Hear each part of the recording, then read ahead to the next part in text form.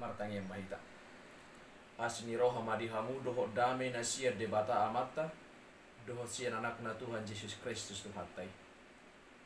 Amin. Tapi parhorasan manugut madihita manginang doan nahina holongan di bagasan Kristus Yesus. Salam sehat. Saudara-saudara yang diberkati oleh Tuhan kita Yesus Kristus, firman Tuhan di dalam persekutuan kita di pagi hari ini tertulis dalam Mazmur 56 ayat 12, demikian bunyinya. Kepada Allah aku percaya, aku tidak takut. Apakah yang dapat dilakukan manusia terhadap aku? Marhaposa tudebata doau, dang tahu tonau, tung hahuau nijol mai maau. Di situ yang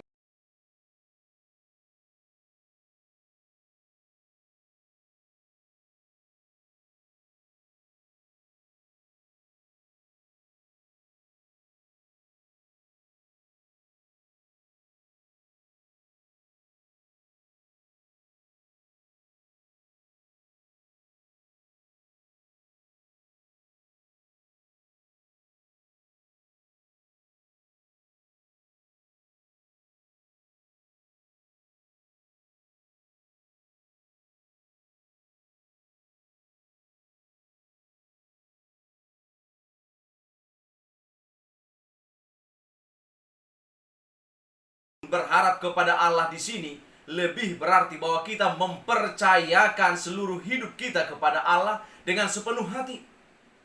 Kita menyadari bahwa Allah sanggup menolong kita dari semua masalah sambil kita tetap berusaha menghadapi masalah tersebut dengan segala kemampuan kita. Amang inang dongan nahina holongan di bagasan Kristus Yesus. Kita terus berusaha, tetapi dalam semua usaha itu kita tetap punya keyakinan bahwa pasti Tuhan akan menolong, sehingga kita tidak perlu khawatir dan takut lagi. Hadapi persoalan dengan optimis, itulah berharap kepada Allah. Saudara-saudara yang kekasih, rasa takut dan pesimis menunjukkan bahwa kita hanya mengandalkan kekuatan manusia yang terbatas. Kita masing-masing mempunyai masalah. Ada yang banyak, bahkan ada yang bertumpuk-tumpuk masalahnya. Berharap kepada manusia akan sangat mengecewakan. Tapi berharap kepada Allah akan sangat menghibur dan menolong kita menghadapi semua persoalan hidup. Amang inang, Tuhan sang penolong kita lebih besar dari semua masalah yang ada di dunia ini. Di dalam Mazmur 56 ayat 4 dan 5 dikatakan, waktu aku ketakutan, aku ini percaya kepadamu. Kepada Allah yang firman-Nya kupuji, kepada Allah aku percaya, aku tidak takut. Di hari-hari seperti sekarang ini, tak bisa dipungkiri banyak orang dihantui rasa takut. Banyak faktor yang membuat orang menjadi takut. Keadaan ekonomi yang memburuk, nilai mata uang rupiah yang merosot, bencana alam terjadi di mana-mana, sehingga orang menjadi takut terhadap masa depan hidupnya. Terlebih karena wabah pandemi COVID-19 yang kita belum tahu kapan ini akan berakhir. Kata takut berarti merasa gentar atau ngeri menghadapi sesuatu yang dianggapnya akan mendatangkan bencana. Jika ketakutan dibiarkan berlarut-larut sehingga menjadi sangat berlebihan, akan menimbulkan fobia, yaitu rasa ketakutan yang berlebihan terhadap suatu benda, terhadap situasi atau kejadian yang ditandai dengan keinginan untuk lari atau menjauh dari hal yang ditakuti tersebut. Amang inang, punya rasa takut adalah hal yang manusiawi. Tetapi jika kita terus hidup di dalam ketakutan setiap hari adalah tidak wajar. Apalagi bagi kita orang percaya. Ketakutan yang terus dipelihara akan berdampak sangat buruk bagi diri sendiri. Dikatakan dalam ayat 3 ayat 25 dan ayat 26. Karena yang kutakutkan itulah yang menimpa aku, dan yang kucemaskan itulah yang mendatangi aku. Aku tidak mendapatkan ketenangan dan ketenteraman. Aku tidak mendapat istirahat, tetapi kegelisahan yang timbul. Jangan biarkan roh ketakutan membelenggu hidup kita. Kalau kita percaya sungguh kepada Tuhan, percaya akan firman-Nya, dan memegang teguh setiap janjinya, tentu kita tidak akan hidup di dalam ketakutan lagi. Dalam nas kita, Daud termasuk salah satu tokoh Alkitab yang sangat kenyang dengan berbagai penderitaan karena musuh. Saat belum menjadi raja, ia dikejar-kejar oleh Raja Saul yang ingin membunuhnya.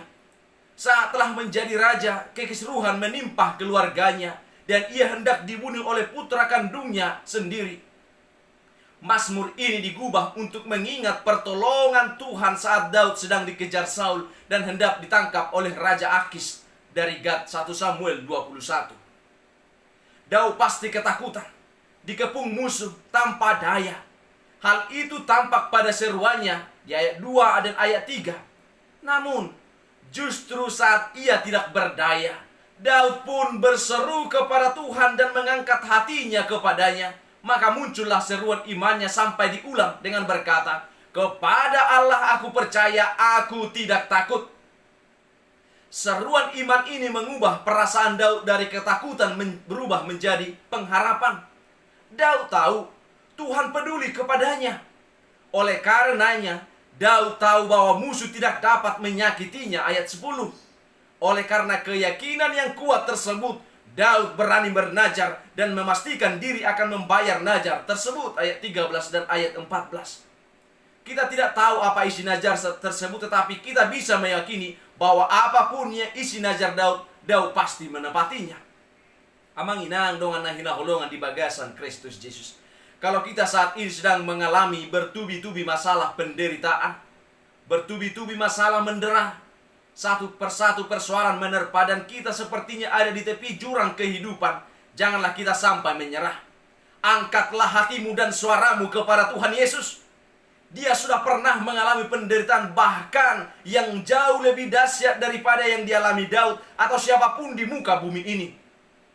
Saat kita menaruh harap hanya kepada Yesus, Dia akan bertindak memberikan kekuatan yang baru kepada kita. Yesaya 40 ayat 31. Dan juga memukul mundur semua musuh yang berniat jahat kepada kita. Waktu kita takut, katakan, "Aku percaya kepadamu." Apakah yang dapat dilakukan manusia terhadap aku? Pengalaman serta kesaksian Daud dikala orang-orang Filistin berupaya untuk mengejar dan menangkapnya. Perasaan ia yang dipenuhi dengan ketakutan serta kegentaran. Di tengah situasi serta perasaan yang demikian, Daud datang memandang serta melihat kepada Tuhan. Bahkan Daud tetap percaya kepada Tuhan. Kepercayaan Daud kepada Tuhan membuat dirinya tidak menjadi takut. Ada beberapa hal yang dapat kita pelajari dari renungan di balik rasa percaya Daud kepada Tuhan. Yang pertama, Manginang, Daud meyakini jika Tuhan lebih besar daripada musuhnya. Tuhan yang dipercayai adalah Allah yang jauh lebih besar daripada orang-orang Filistin dan yang menyerangnya. Maka ketika ia melihat Tuhan yang besar, hal itu membuat permasalahan yang dihadapinya menjadi lebih kecil. Yang kedua, Manginang, Daud meyakini jika Tuhan sanggup menolongnya. Keyakinan Daud yang besar dan pasti akan Tuhan yang empunya kuasa untuk membela dan menolongnya. Pernyataan Daud berkata, "Apakah yang dapat dilakukan manusia terhadap aku?" Mazmur 56 ayat 5b. Hal ini menunjukkan akan imannya kepada kuasa dan kekuatan Tuhan dapat melindungi serta menolongnya. Yang ketiga, Daud percaya jika Tuhan akan menggenapi firman-Nya. Perkataan Daud di dalam Mazmur 56 ayat 4 dan 5 berkata, "Aku percaya kepadamu, kepada Allah yang firman-Nya kupuji." Daud sadar, jika Tuhan yang berfirman adalah Tuhan yang dapat dipercaya.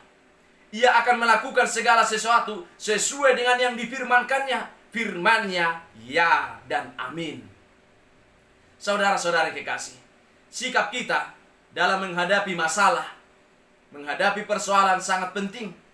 Jika kita bersikap salah dalam menyikapi masalah, maka ketakutan akan menghimpit kita. Mari belajar dari Daud. Waktu Daud takut, ia justru percaya kepada Tuhan. Hal itu membuat Daud menang dalam mengalahkan rasa takut yang membelenggunya. Karena itu, marilah tetap percaya kepada Tuhan saat kita mengalami banyak pencobaan. Tuhan ingin agar kita menyerahkan hidup kita sepenuhnya ke dalam tangan-Nya.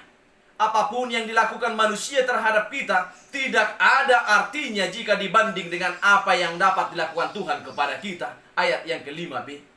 Tentu saja, Iman percaya seperti ini tidak akan kita miliki dengan tiba-tiba atau kita miliki secara instan.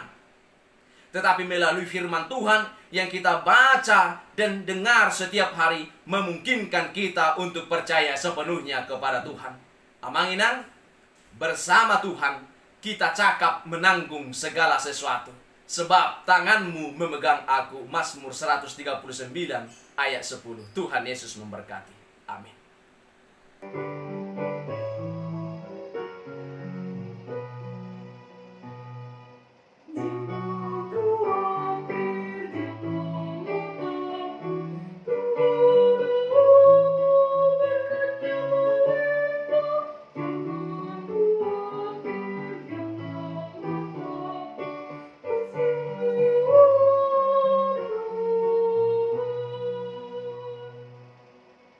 Bapa kami yang di surga, dikuduskanlah namamu, datanglah kerajaan-Mu, jadilah kehendak-Mu di bumi seperti di surga.